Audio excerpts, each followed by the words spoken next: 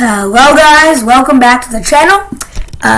Today I'll be reading part 1 of 3 of Dork Diaries, Tales from a Not-So-Fabulous Life, book 1 in the series. If you enjoy, make sure to like, subscribe, and turn on post notifications. I'll be reading the first book in the series in 3 parts. This book is 327 pages, not too long. So I'll be reading it in 3 parts. Have you guessed how many pages per part? Maybe.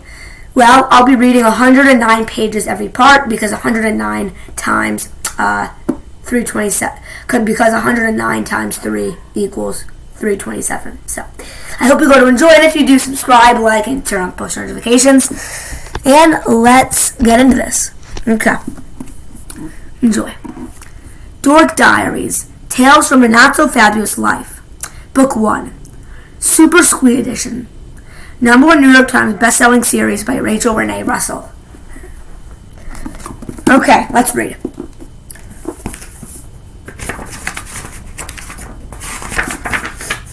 This diary belongs to Nikki J. Maxwell, private and confidential. If found, please return to me for reward. No snooping allowed.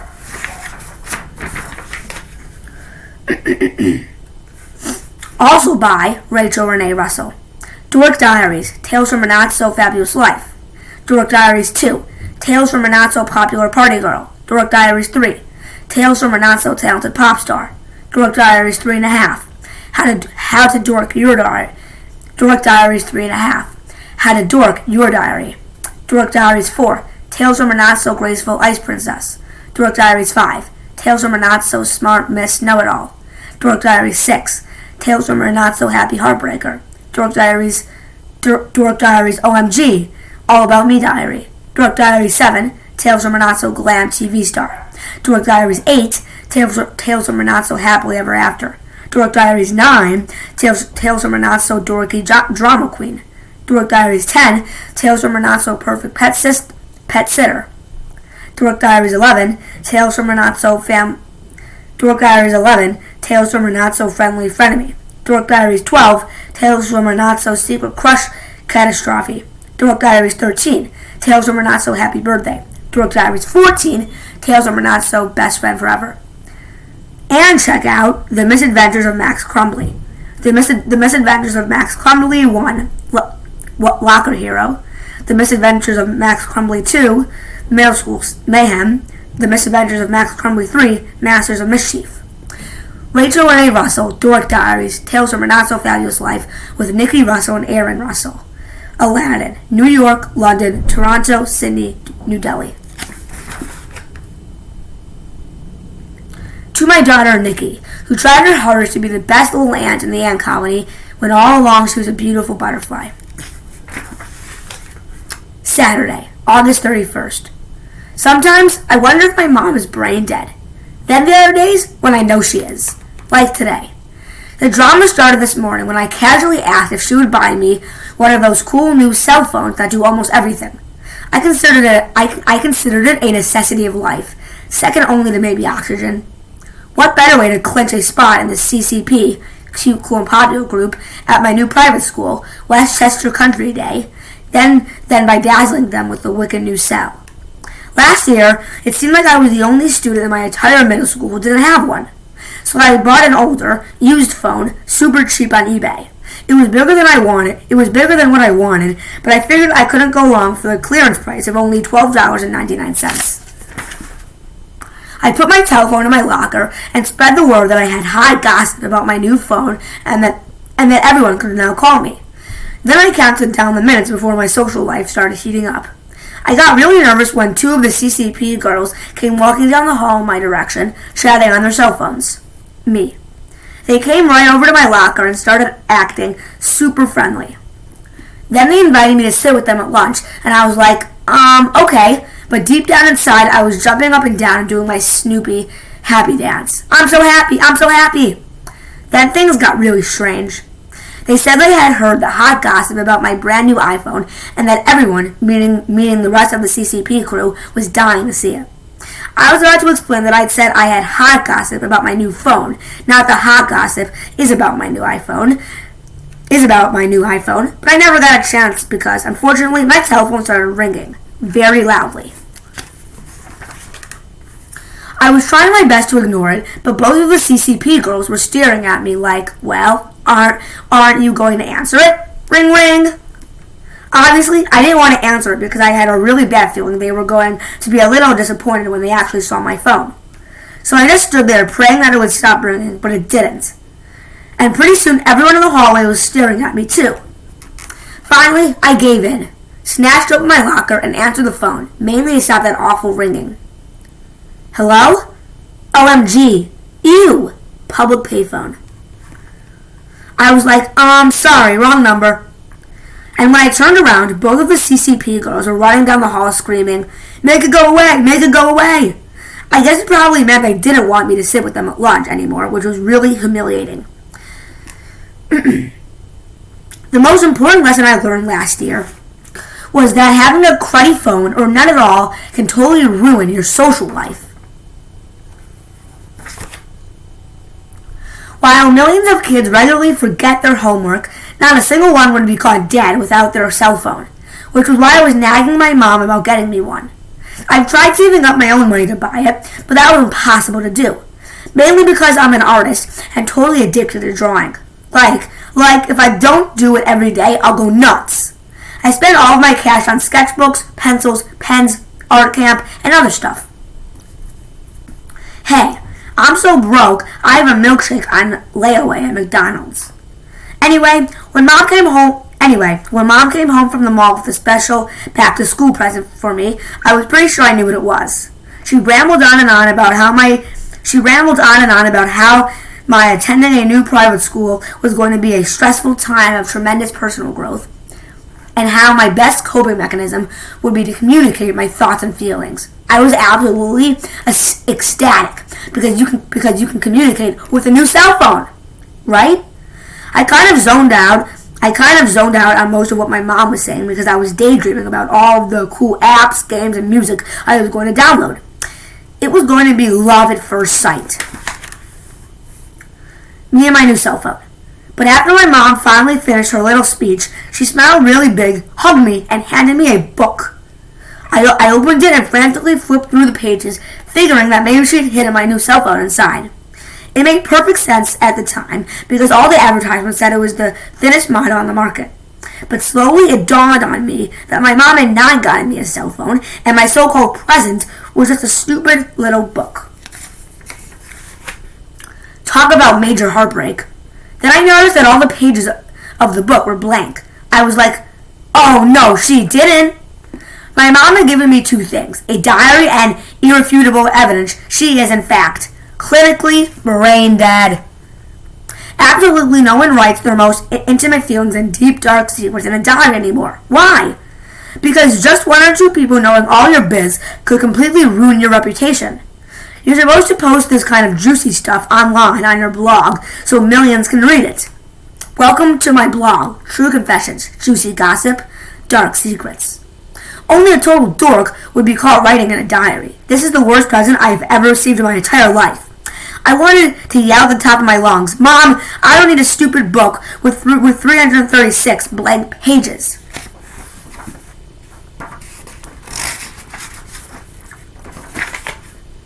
What I need is to be able to communicate my thoughts and feelings to my friends using my very own cell phone. Wait, silly me, I keep forgetting. I don't have any friends yet.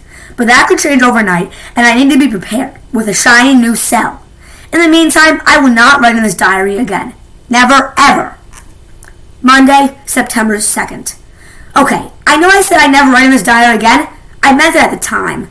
I'm definitely not the kind of girl who curls up with a diary and a box of Godiva chocolates to write a bunch of really sappy stuff about my dreamy boyfriend, my first kiss, or my overwhelming angst about the horrific discovery that I'm a princess of a small French-speaking principally, or my overwhelming angst about the horrific discovery that I'm a princess of a small French-speaking principally and now worth billions. This is not me. This is so not me. Pedicure. Cute, flirty habit of twirling hair that drives the guys wild. Beauty, manicure, shiny hair, designer clothing. Perfect. Godiva, Princess Tiara, exciting diary, perfect skin, chocolates from adoring boyfriend. My life totally sucks. All day I wander around my new school like a zombie in lip gloss. Not a single person bothered to say, "Hi, this is me." Most of the time I feel invisible.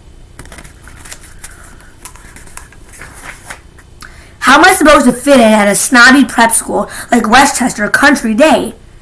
This place has a Starbucks in the cafeteria. I wish my dad had never been awarded a bug extermination contract from this school.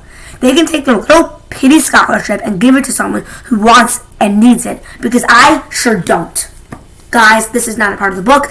If I ever pronounce any words wrong, sorry. Tuesday, September 3rd. It's way past midnight, and I'm about to freak out because I still don't have my homework done. I was really surprised to hear a knock on my bedroom door this late at night, and I assumed it was my 6-year-old sister, Brianna. About a week ago, she lost one of her front teeth and buried it in the backyard to see if it would grow. She's forever doing crazy weird stuff like that. My mom says it's because she's still a little kid, but I personally think it's because she has the IQ of a box of crayons. As a little joke, I told Brianna the tooth fairy collected teeth from children all over the world and then superglued them together to make dentures for old people. I explained that she was in big trouble with the tooth fairy, seeing as she had dug a hole and buried her tooth somewhere out in the backyard. The funniest part was that Brianna totally believed me. She actually dug up half of Mom's flower garden trying to find her tooth. Since then, Brianna has been paranoid that the tooth fairy is going to sneak into her room in the middle of the night and pull out all her teeth to make dentures. But my prank kind of backfired because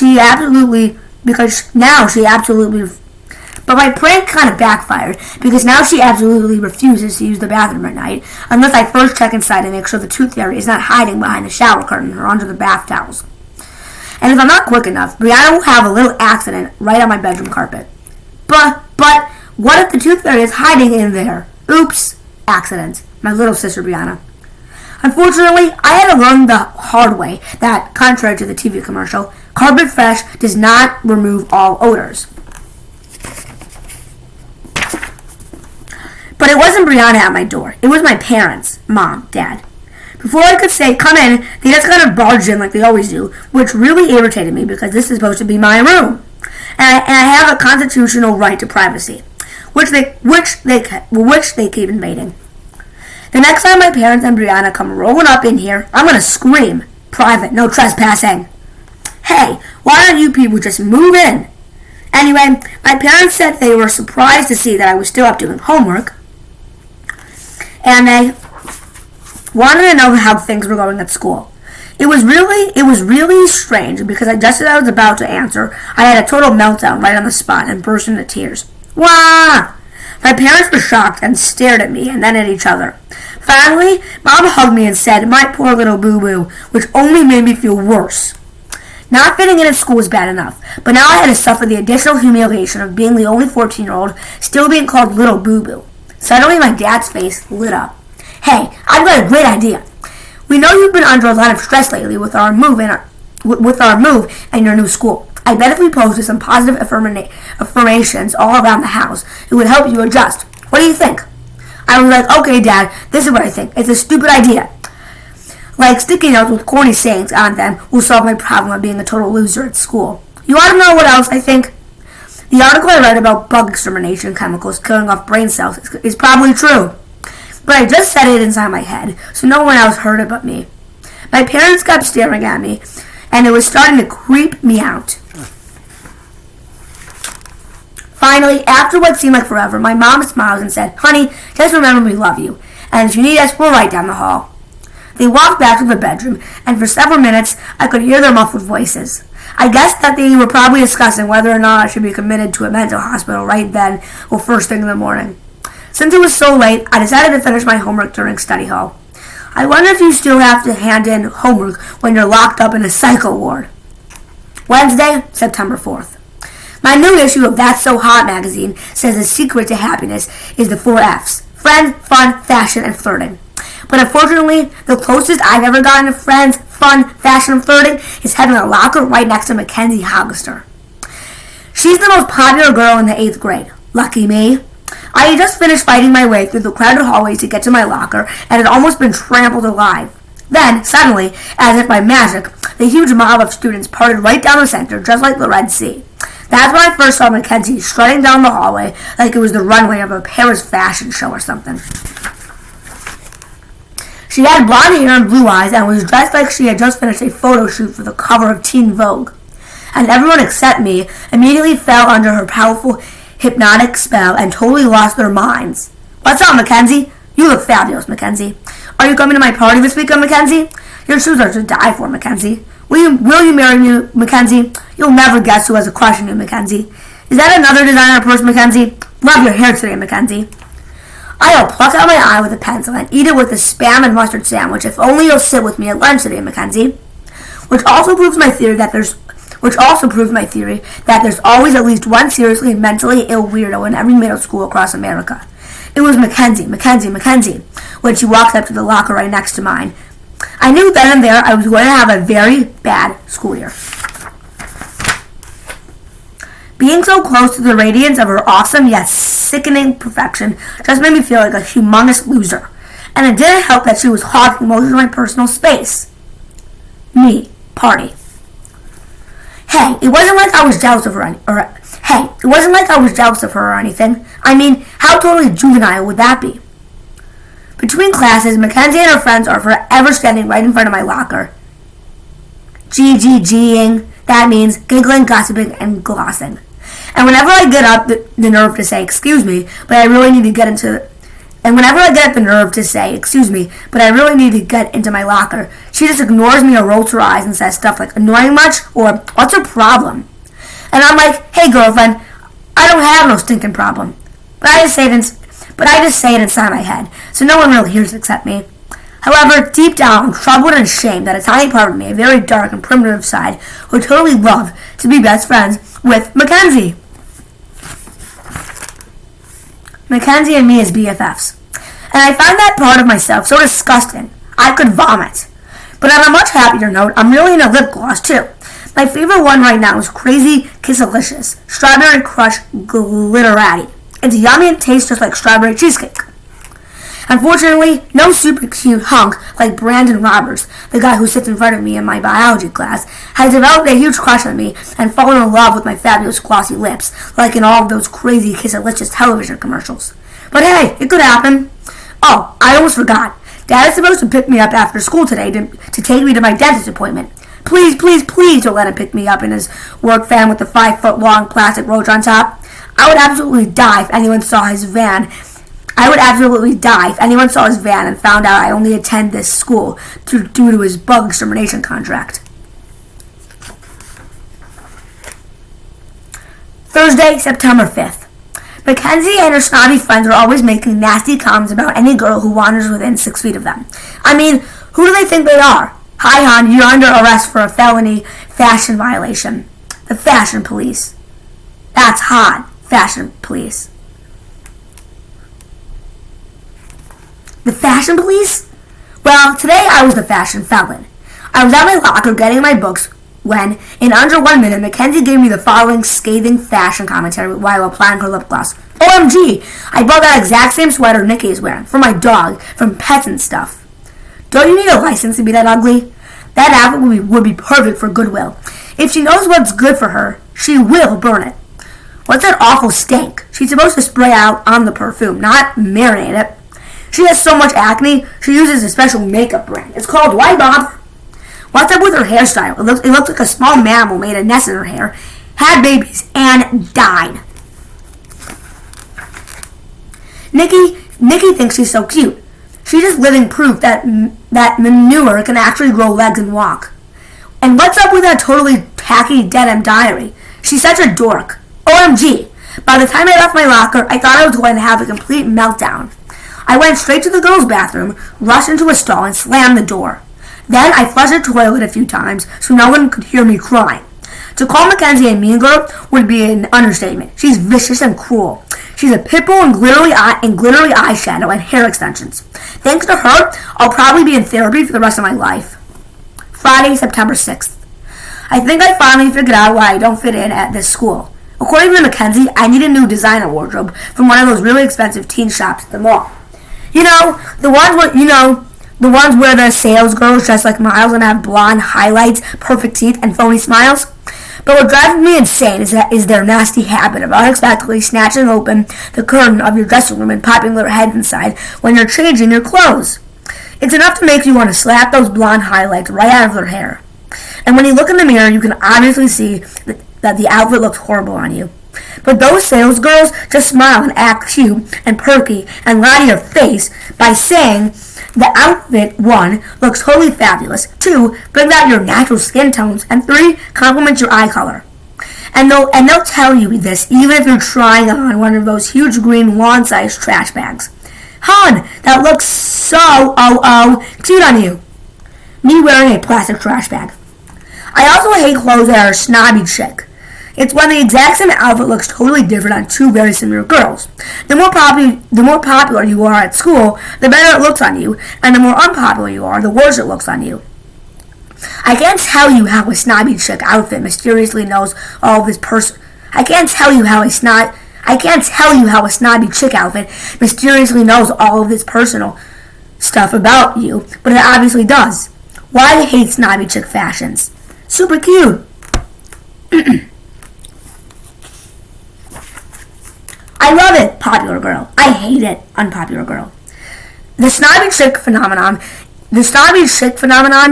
is quite a mind-boggling thing. Hopefully, Congress will allocate funding for scientists to study it, along with how socks mysteriously disappear from the dryer. But until then, buyer beware. Saturday, September 7th. I'm really sick and tired of Mackenzie's mean girl attitude and antics. So I've decided I'm going to walk right up to that spoiled, rotten diva and tell her off really good.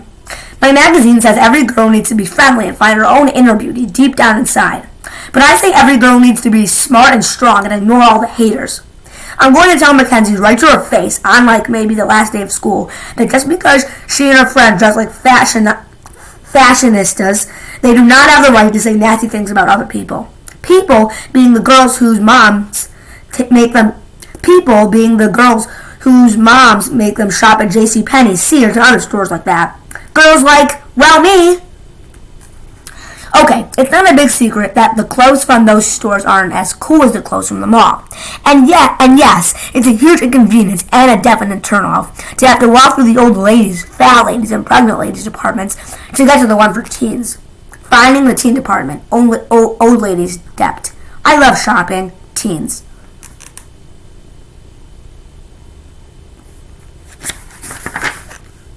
Fat ladies depth, teens. Must keep walking. Pregnant ladies depth, teens. Water.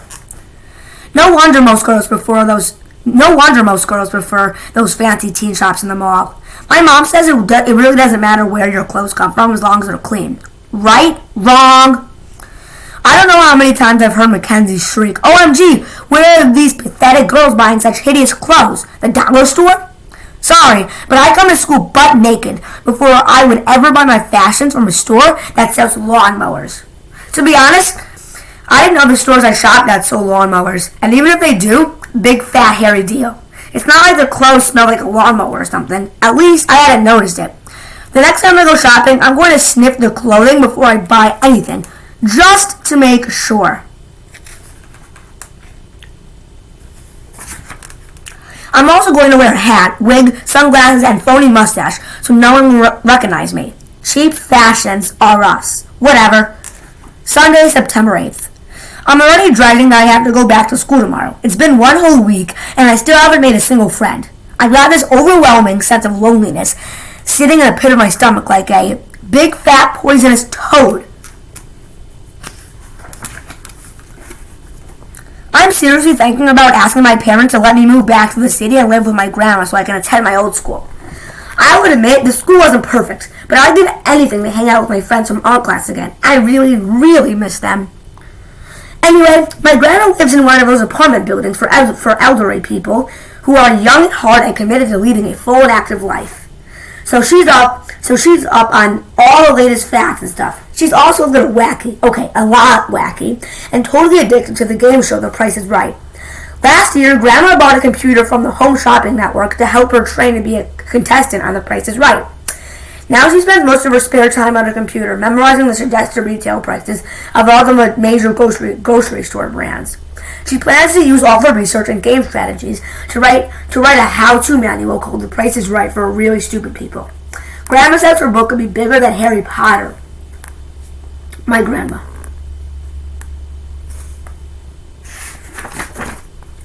I didn't think being on a game show took any special skills, but she told me you had to train like you would for the Super Bowl. She took a few sips of her energy drink, stared at me real serious-like, and whispered, "Sweetie, when life presents challenges, you can be either a chicken or a champion. The choice is yours." Then she started humming the song, "Girls Just Want to Have Fun," really loud.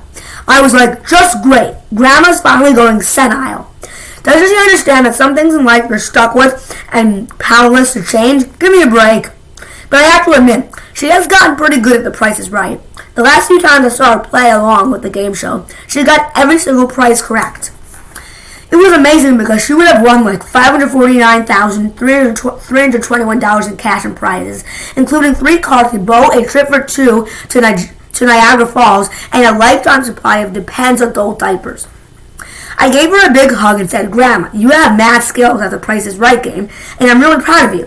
But you should really try to get out of the house more often." Grandma just smiled and said her life is exciting now that she's taking hip-hop dance lessons at the Senior Rec Center, and her dance teacher, Crop Daddy, is dope. Then she asked me if I wanted to see her bust a move. I was like, "Thanks, Grandma, but I probably should get started on my homework right now." I was actually really worried she was going to bust her hip, skull, or spleen, and I'd have to call 911. Then my parents would blame me because my grandma almost killed herself doing hip hop. But she disappeared for a few minutes and came back into the room wearing a hot pink warm-up suit and carrying a huge old-school boombox. Then, my grandma slaying those dance moves. I was super impressed. She was actually really good for a 76-year-old, and her tunes were super cool too. Grandma's a little wacky, but you gotta love her. Monday, September 9th. This morning, the halls were plastered with colorful posters for random acts of avant-garde art, our annual school art show. I'm super excited because the first prize for each class is $750 cash. Sweet! That would be enough for me to get a cell phone, a new outfit from the mall, and art supplies. But most important, winning that award could transform me from a socially challenged art dork to a socially charmed art diva, practically overnight. Then maybe someone at the school would want to be my friend. So I rushed down to the school office to get an entry form and was surprised to see a line had already formed. And guess who else was there picking one up too? Mackenzie. And as usual, she was blabbering nonstop, like, "Since I'm going to be a model / fashion designer / pop star, I've created some hot fashion illustrations for my Fab Forever clothing line, which I also plan to wear on my successful world tour, so all my adoring fans will see my designs and buy like $1 million worth. Then I'm going to enroll at a prestigious university like Harvard, Yale, or the Westchester Fashion Institute of Cosmetology, which BTW is owned by my Aunt Clarissa."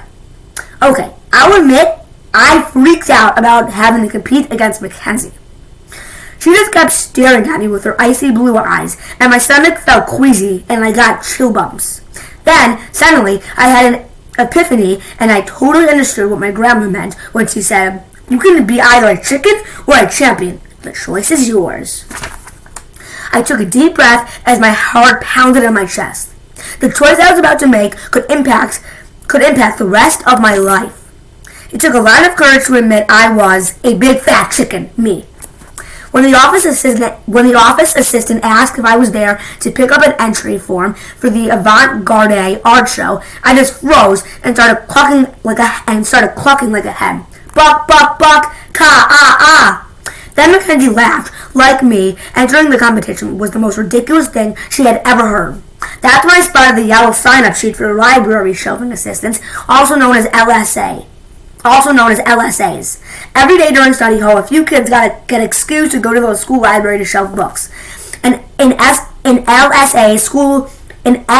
in LSA's life is about as exciting as watching paint dry.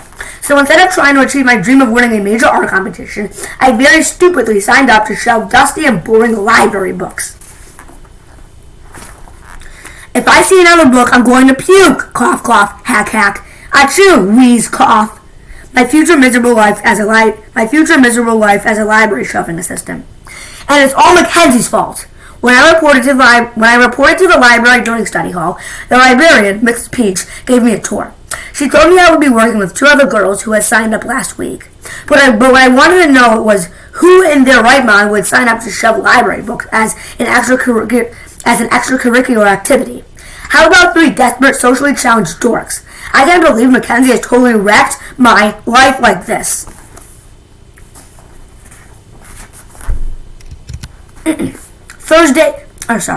Tuesday, September 10th. Tuesday, September 10th. I had the most horrible accident in French class today. While I was taking my French book out of my backpack, my perfumed body spray, called Sassy Sasha, fell on the floor. Unfortunately, the little white nozzle thingy popped off, and it just kept spraying and spraying until the entire can was empty. My teacher, Mr. Something or other, I can't pronounce his name because it sounds like a sneeze, started yelling a lot of stuff in French and sounded an awful lot like curse words. Then he evacuated all the students from the classroom because everyone was coughing and choking, and their eyes were watering really bad. And while we were standing in the hallway, waiting for the smell to go away, he asked me very rudely in English, which I do understand, if I was trying to kill him. Okay, first of all, I don't like French class that much anyway. And second of all, it was just an accident. I mean, it's not like my perfume was really going to kill him. At least, I don't think so. But, then again, what if it actually did? What if my French teacher collapsed in the teacher's lounge while eating a corn dog at lunch and died from extreme Sassy Sasha asphyxiation? And what if, for 3 whole days, no one noticed the foul odor coming from his dead body, since the school lunches normally smell a lot like rotting flesh, too? Stink fumes. My French teacher. The police would launch an investigation, and I would be the main suspect. Then the crime scene experts would conduct scientific tests on my French teacher's nose hairs and find traces of Sassy Sasha. They would figure out that he was fumigated with a lethal dose of perfume body spray. And what if someone who hated my guts, like Mackenzie Allister, secretly planted incriminating physical evidence to make it look like I committed a vicious, premeditated murder? A murder investigation. Police. You gotta believe me. I'm totally innocent. I have nothing to hide. Search my bedroom. OMG, how did he get in here? Teacher. I ended up getting the electric chair during my freshman year, which would not be very fun. And then afterward, I'd be highly upset because I also missed out on driver's ed class, my senior prom, high school graduation, college, my wedding, my children's birth, becoming a grandmother, and dying at 89 in a cold, lonely nursing home.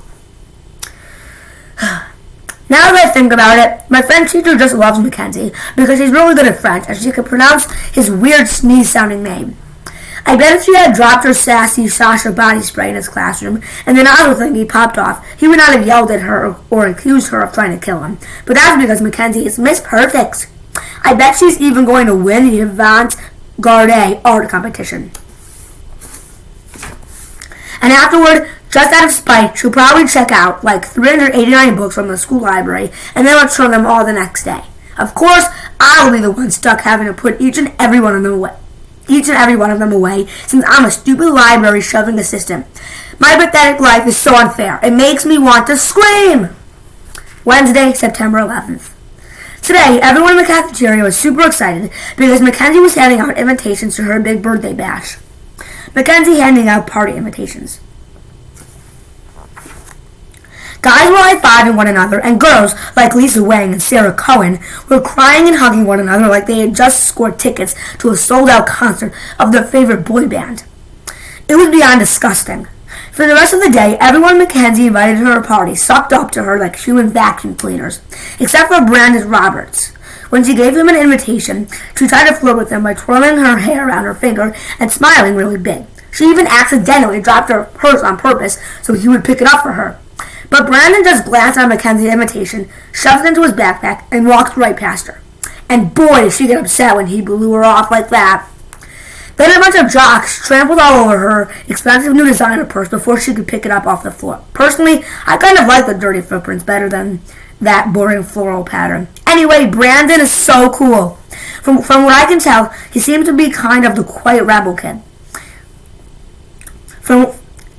Brandon is so cool. From what I can tell, he seems to be kind of the quiet rebel kid. Oh, sorry guys. Anyway, Brandon is so cool. From what I can tell, he seems to be kind of the quiet rebel type. He's a reporter and photographer for the school newspaper and has won a few awards for his photojournalism. Once he actually sat at my lunch table, but I don't think he noticed me staring at him. Probably because his shaggy, wavy hair is forever falling into his eyes. And today in biology, when he asked if he could take a picture for the school newspaper of me dissecting my frog, I almost died. I was shaking so badly I could hardly hold the scalpel. But now every tiny detail of his perfect face is permanently etched in my mind. Is it possible that I am falling in love for the first time? Squee! The Biology of My Heartbreak by Nikki Maxwell. I see you in my dreams in your favorite white button-down shirt sitting across from me in the cafeteria. I've never seen anyone eat fries so beautifully. I see you in my biology class taking pictures for the school newspaper. When he whispered to the depths of my soul, hold the frog at an angle. For it is only you who can make a photo of a dissected frog seem so vibrant, so alive, yet dead. It hurts to feel this way, to know that you'll never know me. To want to run my fingers through your dark, wavy hair as I realize that the putrid smell of formaldehyde and the dull gaze of a lifeless frog will forever remind me of us. I'm totally crushing on Brandon. Thursday, September 12th. During my PE class, even the scared of balls girls were gossiping about Mackenzie's party. But I'm pretty sure they didn't get invited either. They're the really prissy girls who hang in small groups and scream hysterically whenever a ball comes near them. It could be a basketball, football, baseball, soccer ball, tennis ball, volleyball, beach ball, ping pong ball, mock ball, or even a meatball. They're not very picky. Scared of balls girls play volleyball. Yak, yak, giggle gossip. Tee-hee, gossip, yuck, yuck, Zoe, Chloe. Eek, help, OMG, OMG. Red team wins by 1 point. Your grade is A+. Losers, hit the showers. Your grade is a C. Your grade is C. PE teacher. Yep, you can always count on the scared of balls girls to mess things up and lose the game for you. It's really cruddy to have girls like Chloe and Zoe on your team, especially if you absolutely hate taking showers after PE class. Just the thought of showering at school makes me nauseous. It will totally be their fault if I catch some kind of incurable disease from the slimy mold and mildew growing in those nasty showers. Why I hate showering in PE class. Before my shower, I am slightly sweaty, but clean and fresh. After my shower, I am covered in stink, mildew, and slime. I was really surprised when Chloe and Zoe came up to me after PE class and started talking. Of course, I pretended like I was not super angry at them for running away from the ball and making me filthy from taking that nasty shower. Apparently, Mrs. Peach told them I was assigned to work with them in the library, and they were actually excited about it. Like, what is so exciting about shelving library books? But I just played along and pretended to be as thrilled about it as they were. I was like, OMG, OMG, I can't believe we're going to be shelving books together. How cool is that? We ended up eating lunch together at table 9, and it was really nice not having to eat alone for once. Chloe's full name is Chloe Cristina Garcia, and she is Latina. Her family owns a software company. It was amazing because she has read like all of the latest novels. She says she lives vicariously through the characters' joys and heartbreaks and learns a lot of stuff about life, love, boys, and kissing, which she plans to use when she goes to high school next year. She said she owns 983 books and has read most of them twice. I was like, wow! Zoe's full name is Zoisha Ebony Franklin, and she's African American. Her mom is an attorney and her dad is a record company executive. She has met practically all of the biggest pop stars and says they're just normal people. Zoe says she likes reading self-help and inspirational books because they help her to appreciate the simple joys of living. She explains, now I have a mom and a stepmother. Having just one overbearing mother figure in your life can sometimes be challenging and mentally exhausting. But can you imagine having two? OMG!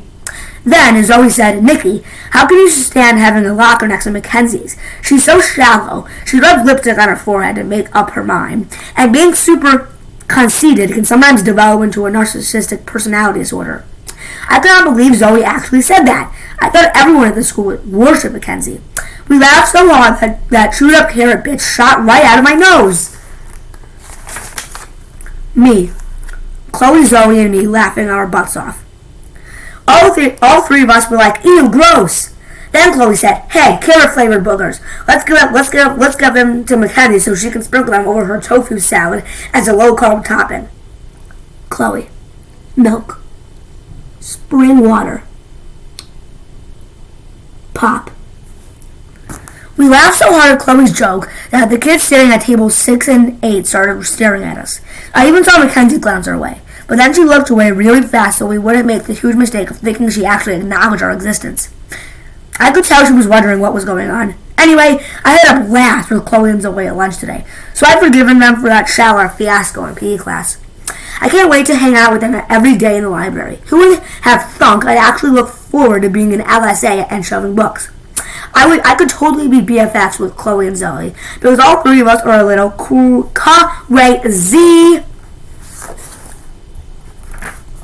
Friday, September 13th. I was pretty sick and tired of hearing about Mackenzie and her stupid little party. But since she is in my geometry class and I sit right behind her, I knew I was just going to have to deal with it. I was trying my best to ignore her when she turned around, smiled at me, and did the strangest thing. Mackenzie. She handed me a bright pink invitation tied with a big white satin bow. I gasped and almost fell out of my chair. My brain was like, OMG, OMG, OMG. Mackenzie.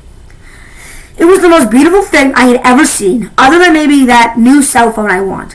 Who would have thought that I would get an invitation to the party of the year? Then it dawned on me that this might be some kind of really cruel joke. So I looked around the room for a hidden camera or something. That's when I realized that most of the other girls in my class were staring at me with envy and disbelief.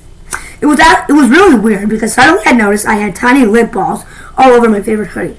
And it made me feel self-conscious, so I tried to pick a few of them off.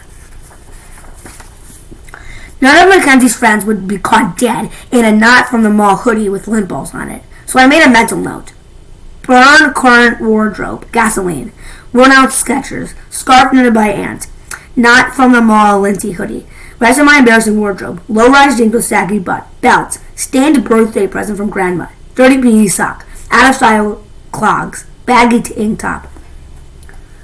Mackenzie was still smiling at me like I was her new BFF or something. Hey, hon, I was just wondering if you would... But I was so excited, I jumped right in and interrupted her before she could even finish her sentence. Mackenzie, I would love to, I gushed. Thanks for asking me, hon. Okay, so I actually called her hon, even though I always thought that word sounded super phony. And yes, I was happy and relieved that finally Mackenzie had stopped treating me like some kind of diseased, fashion-challenged loser.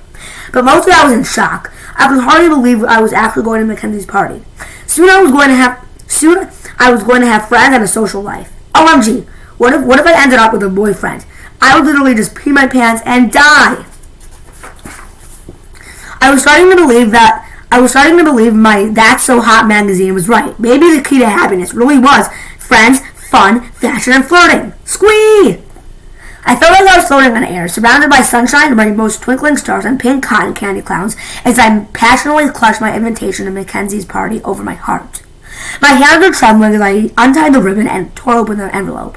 Suddenly, Mackenzie narrowed her eyes at me and scowled like I was something smeared on the bottom of her shoe. You idiot, she hissed. What are you doing? Opening my invitation, I stammered. I was already starting to have a really bad feeling about this whole party thing. Like I would invite you, she sneered, flipping her blonde tresses and batting her long lashes at me in disgust. Aren't you the new girl who hangs around my locker all the time like some kind of creepy stalker? Squee.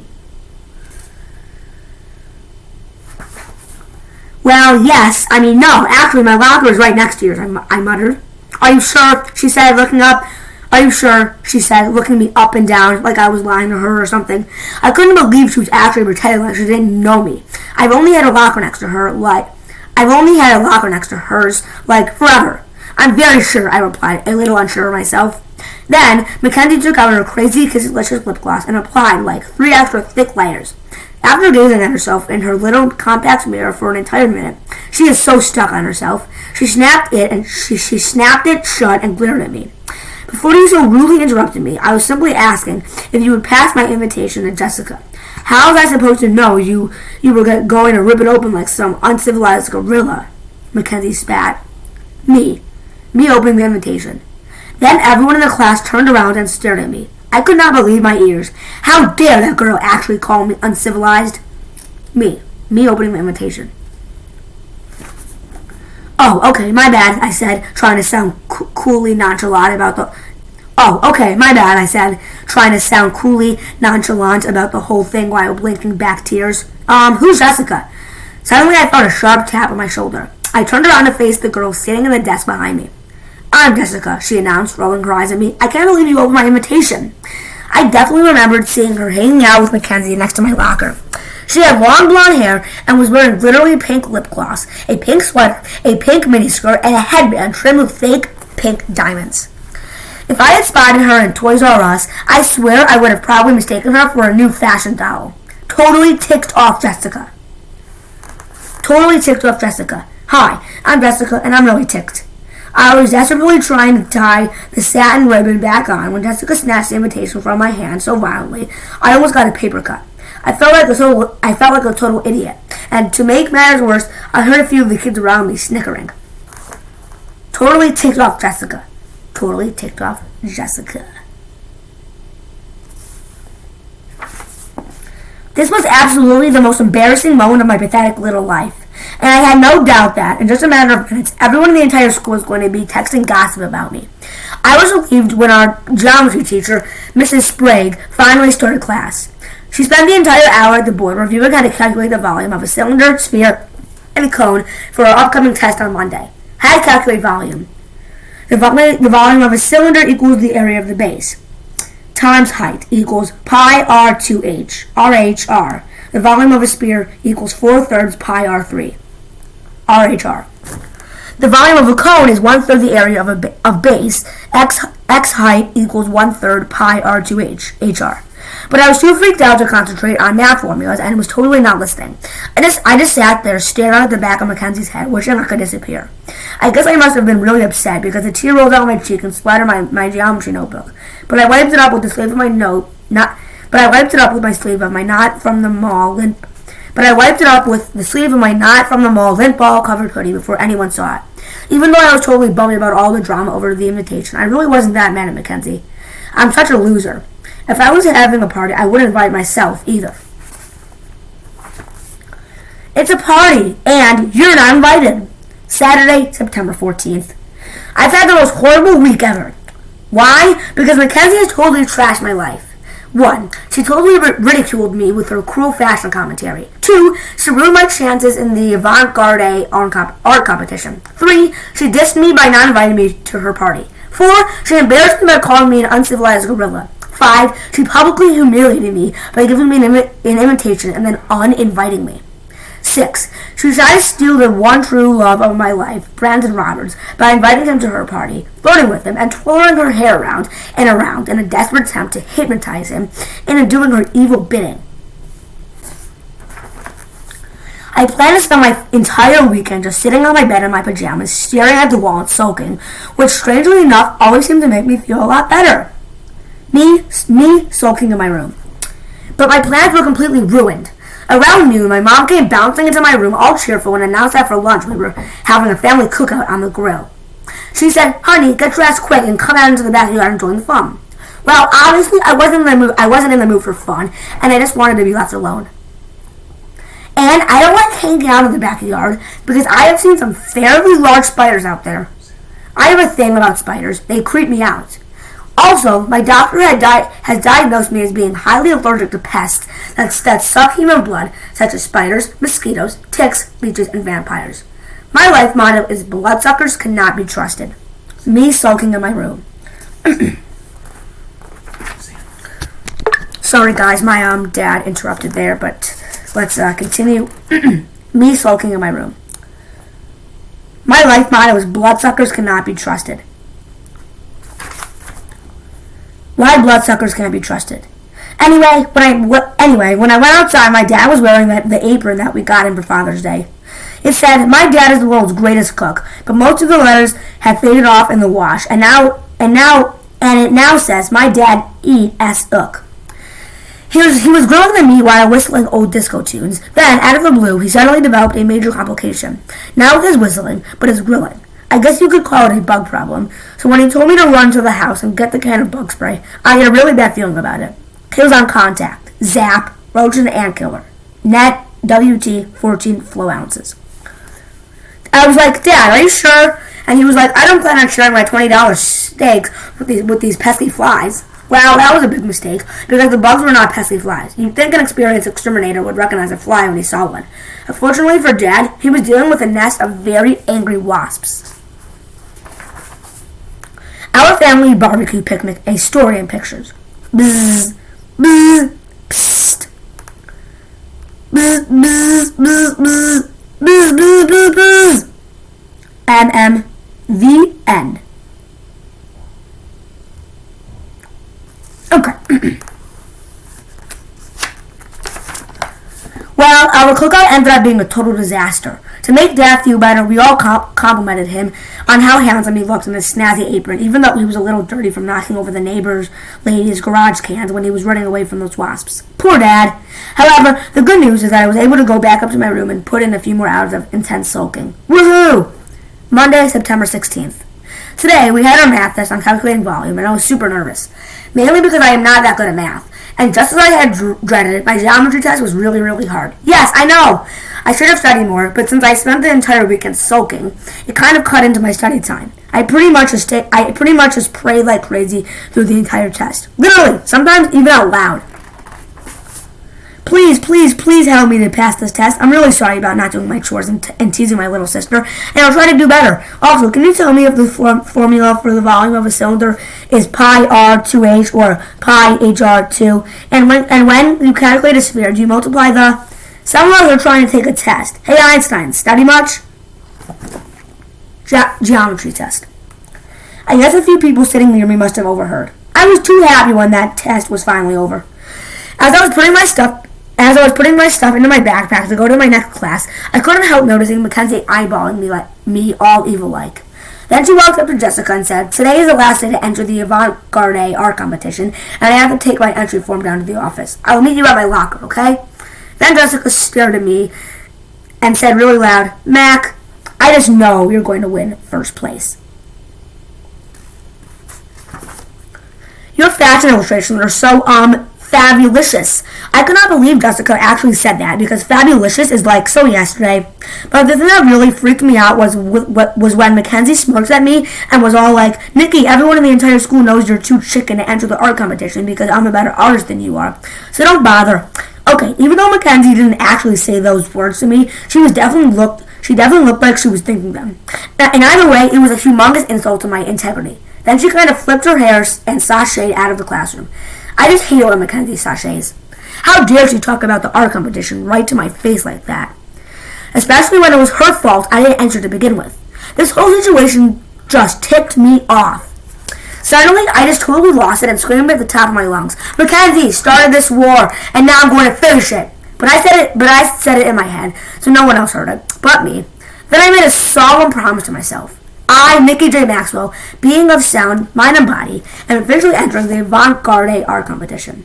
I was going to show Mackenzie once and for all that I had mad art skills. And mine are way madder than hers. So I grabbed all my stuff and marched right down to the office to fill out an entry form. Sure enough, Mackenzie was still in there applying her 14th layer of lip gloss and bragging nonstop about her fashion illustrations. And everyone thinks my original designs are so hot, and I'm going to be rich and famous and move to Hollywood, and blah, blah, blah, blah, blah, blah, blah. I was just casually chilling out behind a big potted plant right outside the office door, minding my own business, when finally Mackenzie left. But it was not like I was spying on her or anything. I mean, like how juvenile would that be? Me just chilling out behind a plant. I just didn't want to attract a lot of attention to myself, or have Mackenzie think I was making a big deal out of the fact that I was entering the competition. Although, to be honest, it was a big deal. It was the most important thing I had ever attempted in my entire 14 years of life here on planet Earth. I rushed into the office and quickly filled out an entry form. As I handed it to the assistant, I felt a rush of panic, excitement, and nausea all mixed up together, whirling around in my stomach like leftovers in a garbage disposal. Or it might have been a bad case of indigestion from that nasty tuna noodle surprise I'd had for lunch. I walked out of the office and collapsed against the wall. My heart was pounding so hard I could hear it in my ears. I began to wonder if this whole thing was a big mistake. Then, out of the blue, I got a really creepy feeling that someone was watching me, even though the hall seemed empty. Suddenly, a leaf on the plant I had hidden behind moved, and I saw this eye staring out at me. Then 2 eyes, very icy blue ones. OMG, Mackenzie was spying on me? Alright guys, that is reading Dork Diaries, Tales from a Not-So-Fabulous Life, Book 1 by Rachel Renee Russell, Super Sweet Edition, a #1 New York Times best-selling series, Part 1 of 3.